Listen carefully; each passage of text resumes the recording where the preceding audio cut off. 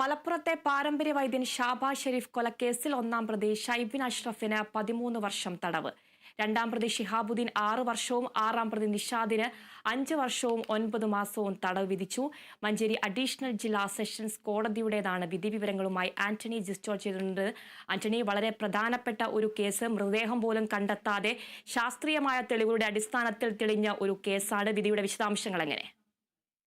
തീർച്ചയായും 2020 ഈ മൈസൂരിൽ നിന്നുള്ള പാരമ്പര്യ വൈദ്യനായ ഷാബാസ് ഷെരീഫിനെ തട്ടിക്കൊണ്ടുവന്ന് ഈ മലപ്പുറത്തെ വീട്ടിൽ തടവിൽ പാർപ്പിച്ച് ചങ്ങലയ്ക്കടക്കം ഇട്ട് ഇവർ പീഡിപ്പിച്ച് അതിനുശേഷം കൊലപ്പെടുത്തുന്നത്. പക്ഷേ ഈ മൃതദേഹങ്ങൾ പിന്നീട് കഷ്ണങ്ങളാക്കി ചാലിയാറിൽ ഒഴുക്കി എന്നുള്ളതായിരുന്നു പ്രതികളുടെ മൊഴിയൊക്കെ ഉണ്ടായിരുന്നത്.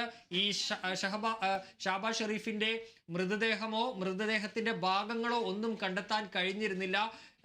ഒരു DNA അടിസ്ഥാനത്തിൽ, മൈറ്റോകോൺട്രിയ DNA, അതിന്റെ അടിസ്ഥാനത്തിൽ മുടിയിൽ നിന്ന് കിട്ടിയ ഒരു DNA ബലത്തിൽ മാത്രമാണ്, അതിന്റെ ഭാഗമായി നടത്തിയ ശാസ്ത്രീയ പരിശോധനകളുടെ ഒക്കെ ഭാഗമായി നടത്തിയ തെളിവുകളുടെ അടിസ്ഥാനത്തിലാണ് ഇന്നിപ്പോൾ ആ വിധി വന്നിരിക്കുന്നത്. ഏതായാലും ഈ കേസിൽ ഒന്നാം പ്രതിക്ക് ഷൈബിൻ അഷ്റഫാണ് ഈ കേസിലെ ഒന്നാം പ്രതി. ഷൈബിൻ അഷ്റഫിന് 13 വർഷവും 9 മാസവും തടവാണ് ഇപ്പോൾ വിധിച്ചിരിക്കുന്നത്. അതുപോലെ തന്നെ 2,40,000 രൂപ പിഴയും ഈ ഷൈബിന് വിധിക്കുകയും ചെയ്തിട്ടുണ്ട്. അതുപോലെ തന്നെ രണ്ടാം പ്രതി ഷിഹാബുദ്ദീന് വിധിച്ചിരിക്കുന്നത് 6 വർഷം തടവും 9 മാസം തടവുമാണ്. അതുപുറമെ 60,000-ഓളം രൂപ ഈ പിഴയായി ഒടുക്കണമെന്നും മഞ്ചേരി ജില്ലാ സെഷൻസ് കോടതി വിധിച്ചിട്ടുണ്ട്.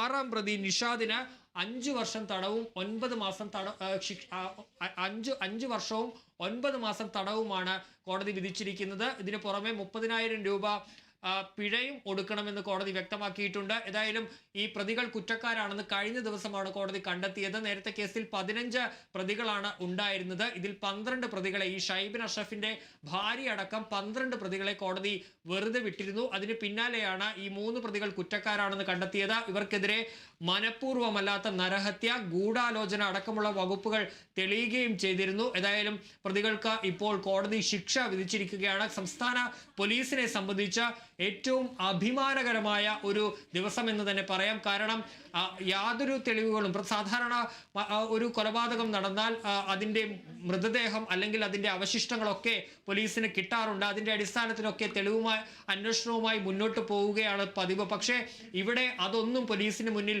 ഉണ്ടായിരുന്നില്ല എന്നുള്ളതാണ് ഏറ്റവും പ്രധാനപ്പെട്ട ഒരു കാര്യം. ആ പ്രതിബന്ധങ്ങളെ എല്ലാം മറികടന്നുകൊണ്ടാണ് പോലീസ് ഈ അന്വേഷണവുമായി മുന്നോട്ട് പോയത്. അങ്ങനെ ശാസ്ത്രീയ തെളിവുകളുടെ അടിസ്ഥാനത്തിൽ പോലീസ് നടത്തിയ ആ കൃത്യമായ അന്വേഷണത്തിന്റെ ഇടപെടലിലൂടെ ഇപ്പോൾ സംസ്ഥാനത്തിന് അത് സാധിച്ചു എന്നുള്ളതാണ് ഏറ്റവും പ്രധാനപ്പെട്ട ഒരു കാര്യം. ഏതായാലും പോലീസിനെ സംബന്ധിച്ചും അഭിമാനത്തിന്റെ ഒരു ദിവസമാണ്.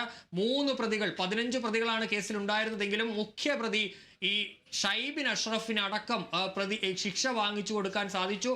ഷൈബിൻ അഷ്റഫ് ഒന്നാം പ്രതിയാണ്. ഷൈബിൻ അഷ്റഫ് ഈ കേസിൽ ഈ ഒരു ഒറ്റമൂലി ഉണ്ട്, ഈ പാരമ്പര്യ വൈദ്യനായ ഷൈബിൻ അഷ്റഫിന്റെ കയ്യിലുണ്ട് എന്നുള്ളതായി, ക്ഷമിക്കണം, ഈ ഷാബാസ് ഷെരീഫിന്റെ കയ്യിലുണ്ടായിരുന്നു എന്നുള്ളതാണ് പറഞ്ഞിരുന്നത്. ആ ഒറ്റമൂലി രഹസ്യം തട്ടിയെടുക്കുന്നതിന് വേണ്ടി ഇയാളെ 1 വർഷത്തോളമാണ് ഈ ഷൈബിൻ അഷ്റഫിന്റെ നേതൃത്വത്തിൽ പീഡിപ്പിച്ചത്. അവസാനം അദ്ദേഹത്തെ കൊന്ന് കളയുകയാണ് ചെയ്തത് എന്നുള്ളതാണ് കേസ്. ഏതായാലും കേസിൽ ഈ ഒന്നാം പ്രതി ഷൈബിൻ അഷ്റഫിന് 13 വർഷം തടവും 13 വർഷവും 9 മാസവും തടവും 2,40,000 രൂപ പിഴയും വിധിച്ചിരിക്കുന്നു. അതേസമയം രണ്ടാം പ്രതി ഷിഹാബുദ്ദീന് വിധിച്ചിരിക്കുന്നത് 6 വർഷവും 9 മാസവുമാണ് തടവ്. ആറാം പ്രതി നിഷാദിന് 5 വർഷവും 9 മാസവും തടവും പിഴയുമാണ് വിധിച്ചിരിക്കുന്നത്.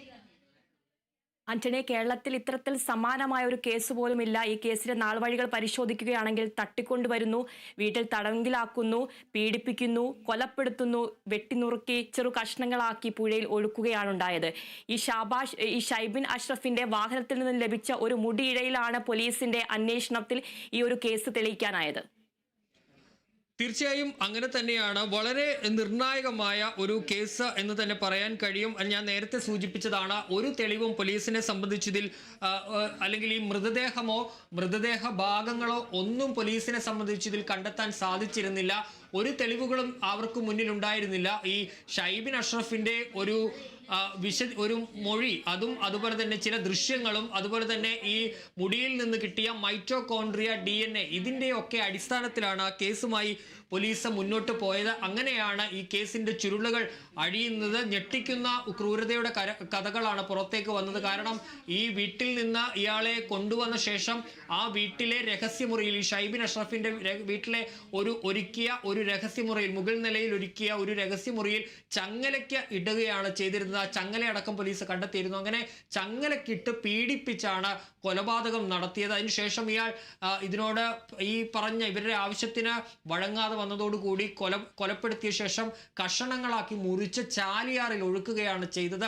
ഒരു കാര്യം പോലും അതിൽ നിന്ന് പോലീസിനെ കണ്ടെത്താൻ കഴിഞ്ഞില്ല. ആ മുടിയിഴയാണ് നിർണായകമായത് എന്നുള്ളതാണ്. പോലീസിന്റെ അന്വേഷണ മികവ് തന്നെയാണ് അതിലേക്ക് ഈ പ്രതികൾ കുടുങ്ങുന്നതിലേക്കടക്കം നയിക്കുകയും ചെയ്തിട്ടുള്ളത്. ഏതായാലും സംസ്ഥാന ചരിത്രത്തിൽ വളരെ അപൂർവമായ ഒന്നാണ് ഈ മൃതദേഹമോ മൃതദേഹ അവശിഷ്ടങ്ങളോ ഇല്ലാതെ ശാസ്ത്രീയ തെളിവുകളുടെ മാത്രം അടിസ്ഥാനത്തിൽ ഒരു കേസിൽ ശിക്ഷ വിധിക്കുക എന്നുള്ളത്. ശരി, ആന്റണി ജിസ് ജോർജാണ് വാർത്തയുടെ വിവരങ്ങൾ നൽകിയത്.